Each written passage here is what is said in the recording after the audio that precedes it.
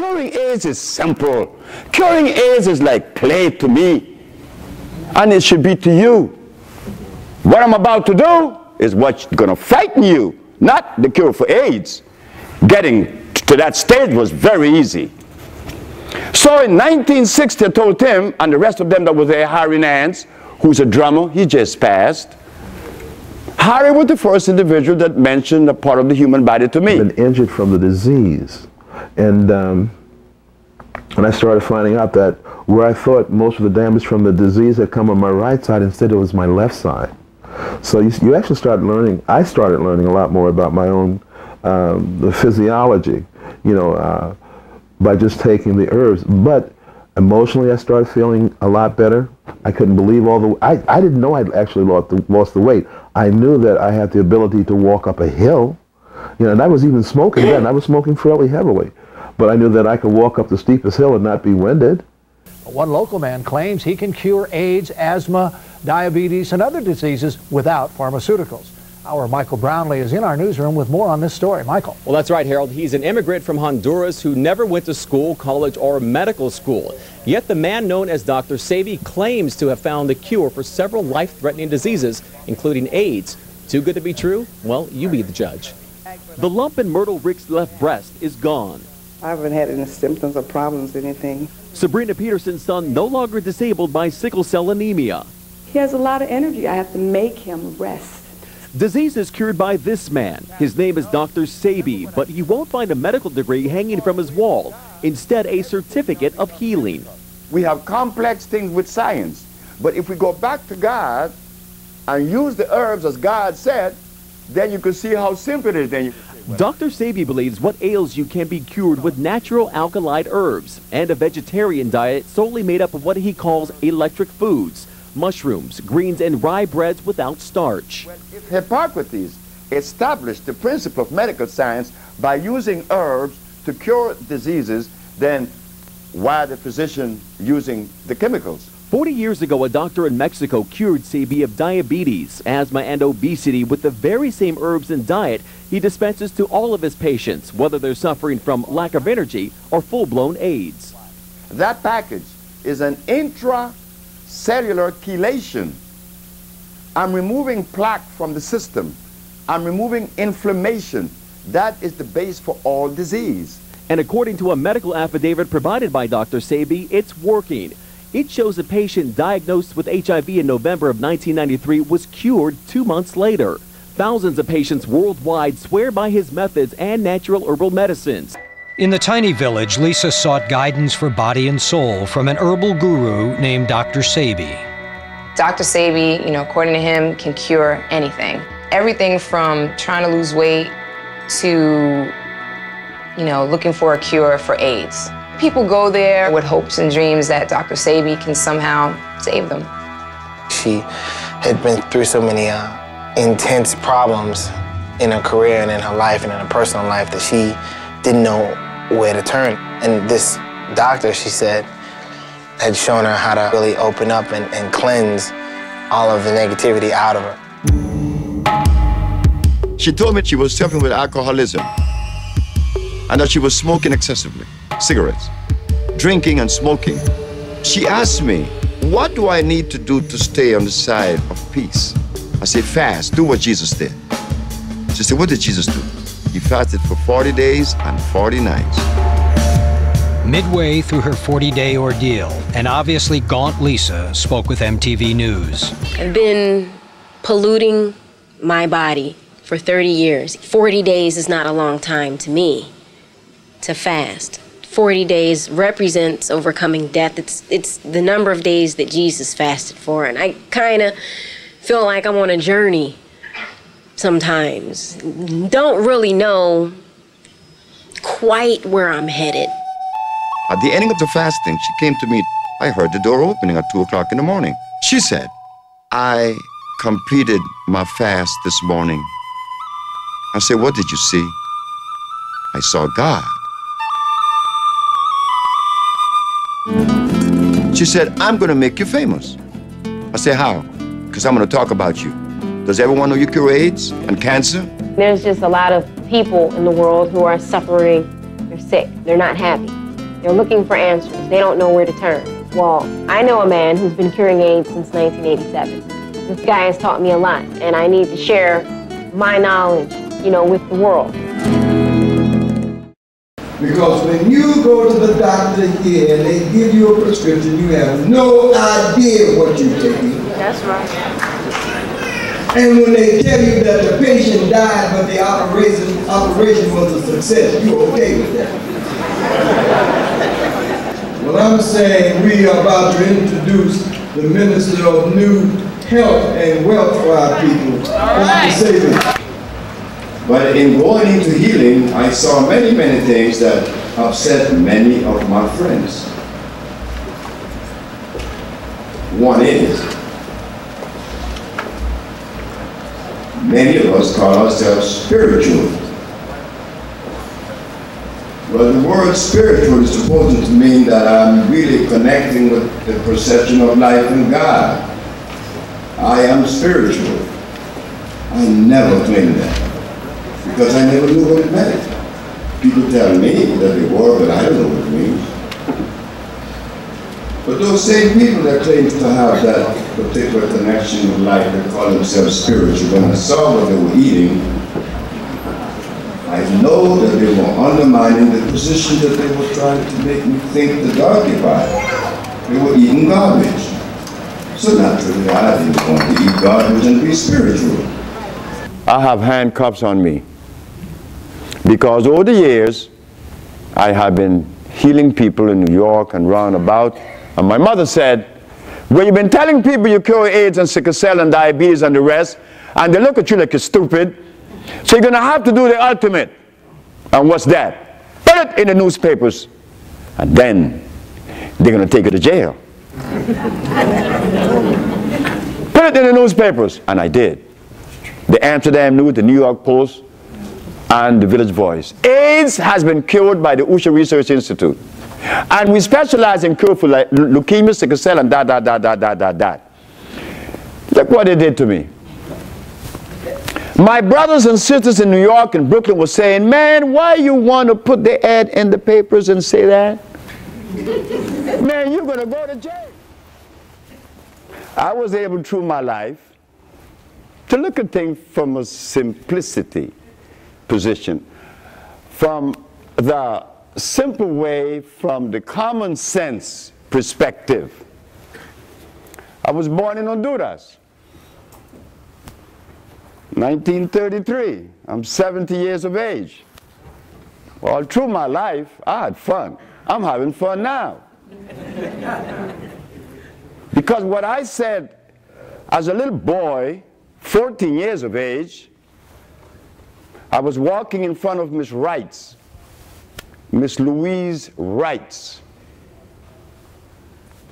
The reason why I have to mention her name is because this woman is part of a matriarch system which I grew up with. Miss Wright's, Miss Marin, Miss Ford, Miss Gamboa, Miss Roulet, Miss Ford, Miss Marin. Oh, she was ferocious. All these women were ferocious. So when I grew up in Honduras 70 years ago, all I heard was the name of these women. I was working since I was 9. I didn't go to school because my grandmother didn't have anyone to help her. But in Latin America, when you're 9 and you're growing up with your grandmother, schooling, okay, if you could go. Necessary. Not for me. It must have not been necessary because I didn't like it. And then my grandfather, being from Haiti, he tells my grandmother, this one would not go to school. They said, why? Gorillas doesn't take their cubs to be trained by polar bears. All right. Bengal tigers does not take their cubs to be trained by Siberian tigers. They train their cubs, their own cubs. But we, the cubs of Africa, we know everything beside our mother.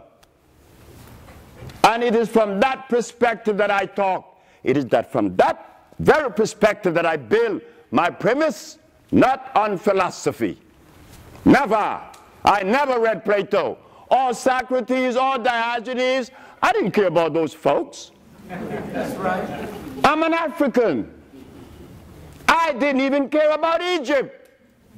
Why? Because what happened in Egypt 10,000 years ago, you can't use it now. You can't do anything with it. But talk about Nefertiti and Quintai and Ramses II and what we're going to do after that.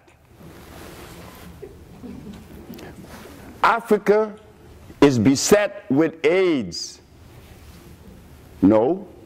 Hepatitis C is eating Africa up more than any other disease. So as a little boy, in front of Miss Wright's house, I said, one day I will do something that would come in conflict with that which is believed. Why I said that, I don't know. I was 14. But I suppose it was generated in me because of my childhood, not growing up in school. And Richard telling me, when he showed me a book, he said, you are dunce. That's the word we use in Central America. You're dunce when you don't go to school. People have no respect for you. They believe that to think you have to go to school. Well, and especially speak English. Well, I know people that cannot speak English. I know one right now in Memphis. They call him Spaceman. Spaceman made a battery that lasts 28 years. It recharges itself in 21 minutes. The man doesn't know how to read nor write. I have the video of Spaceman. He came to see me. He said, you cured me of diabetes with herbs. Well, let me tell you what I did with herbs. I made a battery. Johnson grass, crabgrass, and clover. He mixed these grass together. I said, well, why did you select these tree grass? Because the lightning bug produces light. That's energy. And they're always on these tree grass. I'm just one of you. So when you say he cure AIDS, then you're saying we, the black race, cure AIDS. Not that this one, Sebi. I am you standing here. I'm not smarter than you. I'm not smarter than anybody else anyway. I don't want to be smart because that's a hell of a responsibility. And me, I like to play. I like playing, of course I do. We grown-ups, we have a tendency to lose the child that makes us happy.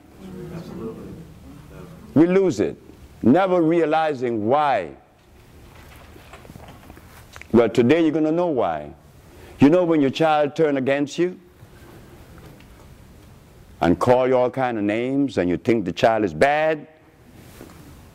Like when Bert Boats, this is a white man that worked with me on a ship.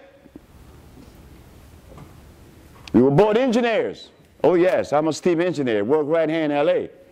At King Hospital, that's where everything began. And I wish that Gregory was here, but I forgot to tell him I was giving a speech today. Gregory McLemore and Bill Green. These are two individuals that plays a very important role in my life. Because Gregory worked at King Hospital with me when I said that I was going to heal. He said, you're crazy. Everybody says I'm crazy. But I seem to be always pursuing, regardless to the opposition. And not that I'm strong, because I'm not. I'm not strong and I'm not weak. I am me. I don't have to be strong or weak. Why can't I just be me? Well, in the me, this came out. The healing of the nations in 1960. I'm in the barber chair now. When I was 14, I said I would do something very important. In 1960, I'm 27 years of age. I'm in New Orleans on Claiborne Avenue talking to Tim. Hey, fellas, one day I'm going to do something for the black woman. And what are you going to do? And why the black woman? I said, because we hate her and everybody else in the world hate her. We disrespect her. I said, I saw a man hit my mother. I took a machete. The intent was to cut his head off. But I just chopped him on his hand, on his arm, enough to let my mother know I have to leave this man because my son's going to kill him. And I would have killed this man. That's my mom. That's my mama. What you mean I'm 17, you can hit my mom in front of me? Man, I'm okay. I have to. Okay? So, you see, and I just saw the woman, you know, she was with me just about a month ago. She was 3 weeks spending with me. And look, it was right on time. My mom is 90, I'm 70. She had me when she was 20. She said, well, you finally grew up. I said, not yet. Because I'm still listening to you. In the barber chair in New Orleans, I said, I'm going to do something for the black woman. Not the brothers. And I'm one. I said, the black woman. Why I made that statement? Because I noticed how we call you, the names we call you, Sapphire, we call you all kind of stuff. We kick you, we slap you, we kiss you, we, oh God, everything. Yes. So there was a magazine, Ebony magazine, Narcisse, from Algiers, had a bunch of women around him. And he was talking to them, telling them whatever he thought he needed to tell them. I said, he's a fool. So why? Because he's talking to women. He can't tell a woman anything. He came out of one. So how could he tell a woman something? I mean, we came out of a woman. So how could we tell you something? That's the common sense I grew up with. That's the common sense that led me to the cure not only of AIDS. Curing AIDS is simple. Curing AIDS is like play to me. And it should be to you. What I'm about to do is what's going to frighten you, not the cure for AIDS. Getting to that stage was very easy. So in 1960, I told Tim and the rest of them that were there, Harry Nance, who's a drummer, he just passed. Harry was the first individual that mentioned a part of the human body to me. He said he was reading about the duodenum. I said, what is that? That's an orifice that sits under the stomach that joins the small intestines. Huh. And what you want to read that for? You a drummer. Then he talked about the thymus gland. We would always go to the barber and talk about these things that was unrelated to what we were doing, but we entertained them anyway. I came to LA, I passed the test with the county, I became a steam engineer. And it was because I was a steam engineer of the county was where health manifested. I was ashamed.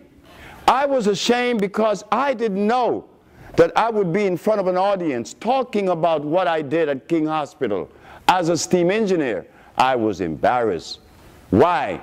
Because while working at King Hospital, I found why brothers that are healers are not healing.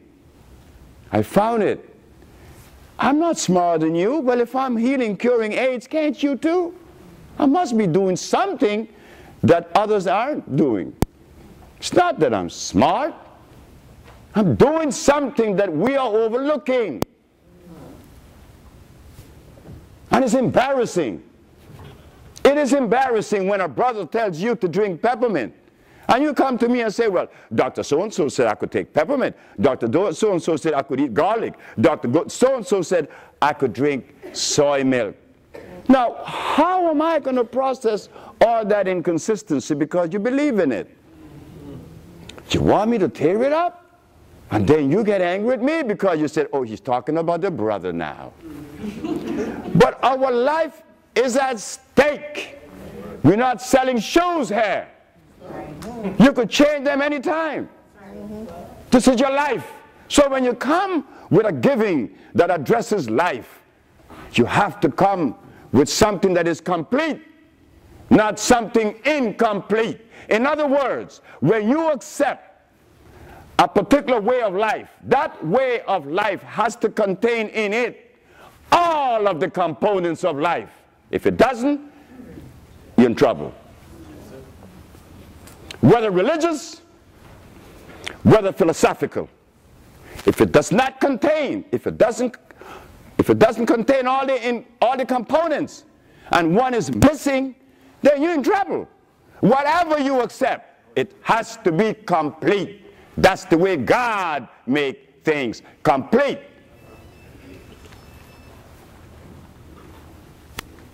So I work at King Hospital. Gregory would say, why are you so indebted to these herbs? I said, they're calling me. Well, I don't know, and I don't question when I get that resonance. When I get that vibration, I'm just crazy. I go along with it. Remember, I'm the little boy that didn't go to school. He got a job as an engineer. He learned that when he was a merchant seaman on the job training. So he gets a job here in LA in 1970 with the county. As a steam engineer, you would think the boy that didn't go to school is working as a steam engineer, then he should be very happy. Boy, $2,700 a month, didn't go to school. I live 2 blocks away from the job. I walk to work. And I'm going to quit that. A wife and 2 babies, and she's pregnant. My co-worker said, you're stupid.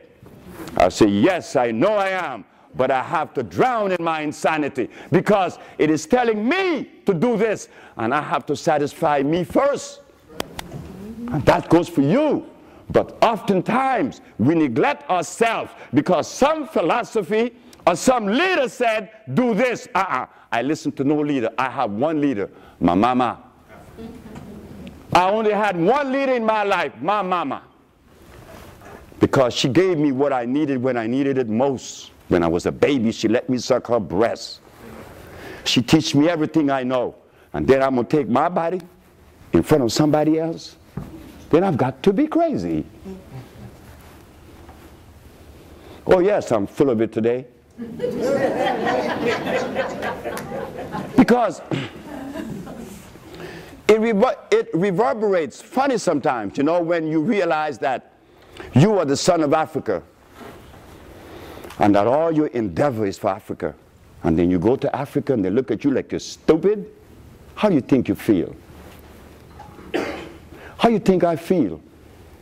When I go to see all of your leaders, name them, I've been to him. And they look at me like I'm dumb. Religious and political. I visited them.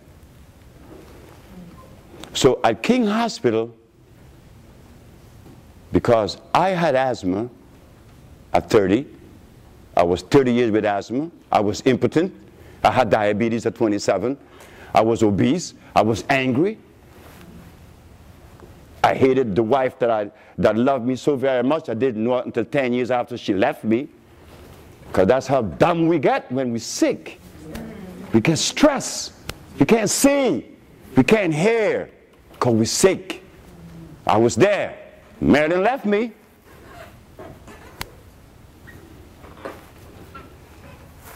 I began my search now for this journey that I was unaware of, this journey that is taking me into places that never before heard by me. But why I was able to see these things, because I don't worship China, and I don't listen to Europe. No, I'm not European, I'm not Chinese. I'm an African. So I turned my head to Africa. And what did I see? Oh my God, it was the answer to every problem in the world that black people are facing, from health to richness. It's from our fathers. From our fathers. We are violators and don't even know it, only because of one little item they call glucose. Glucose is the culprit. The Bible tells us, honor thy mother and thy father, thy days may be long upon the land. Well, when we read Plato, we're not honoring our mother and our father. We've just been derailed. We're not Europeans, we are African people. Whether we want to or not. And the Bible says, honor thy mother and thy father. That's right.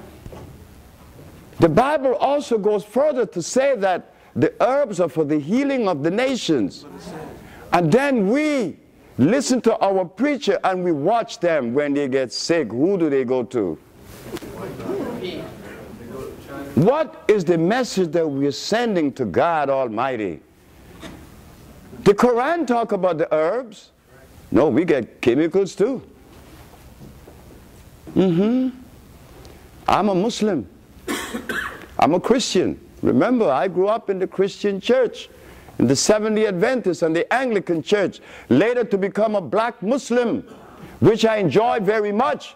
But then there was something there that tells me, you have to leave. That's right. And I felt really bad because I was leaving behind brother that I love. Brother Marshall, Brother Dad William, Brother Rashid, Brother Akbar.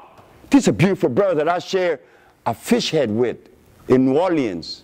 We were young Muslims flexing our muscles because Elijah said, we're going to build our hospitals, we're going to build our churches, our schools, our everything. But that is what everybody tried to do. Be independent. Why not? We have the right to be independent. So at King Hospital, I said, well, I'm going to add something to the pot. The reason why I said that everything is simple, because it is. We always break things down to least common denominator. We have that ability. But when they jam philosophy in your face, opposed to common sense, philosophy is going to win. Why? Because it's palatable. It is scientific. Oh boy, it's like hearing Benedict Spinoza. When you read something and it takes on a different profile, the thing has changed its complexion, but the thing remains. Now, why do I have to read this? We're dying with, in Africa, it is what? Hepatitis C. So let us get into it now. Let us get into the journey as to how this came about, because the boy didn't go to school. And the boy didn't read any history books or any books on philosophy. The only books that I embraced were the books on herbs. And it was a Mexican that put me on the trail. I went to the black herbalist in New York. They didn't heal me. I went to the Chinese herbalist in San Francisco and in LA. They didn't heal me. My diabetes, my impotence, my blindness, my obesity was persisting. And I went to a Mexican. The one that we black people have a tendency to talk about sometimes. Well, because of him, I'm standing in front of you healed. I'm Mexican. He said, you're dying. I said, I know that because I was going to the bathroom and I didn't reach there. I got up off the floor. He said, and you're disobedient, just like these Mexicans that are my brothers and sisters. You're not eating the food of your mother and your father. So your penalty that you're not going to eat for 90 days. At the ending of 90 days, I didn't have any disease though. And here I am in front of you at 70. I don't have anything. Don't have any pain or glasses on my eyes. I have no problem with sex or my nerve. All right?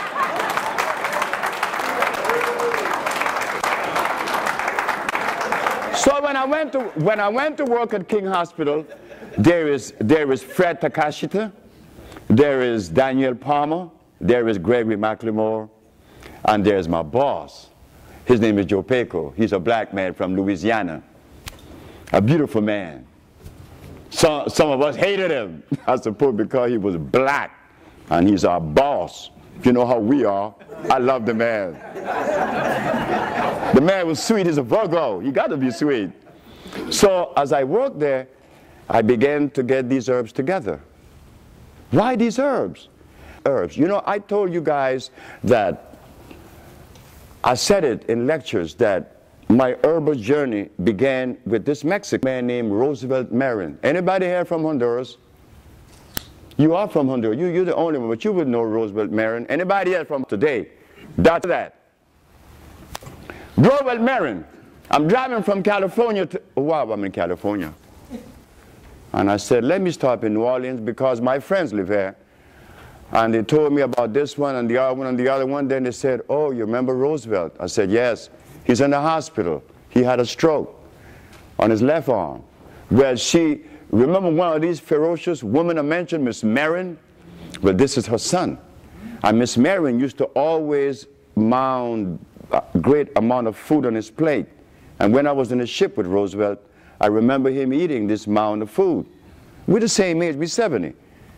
And Robert has a stroke. Believed that this was really happening. I've been hearing that this man, Harry, she said, what do you mean? 58, when we went to Brazil, he had, because this man didn't realize that. Yes, he told my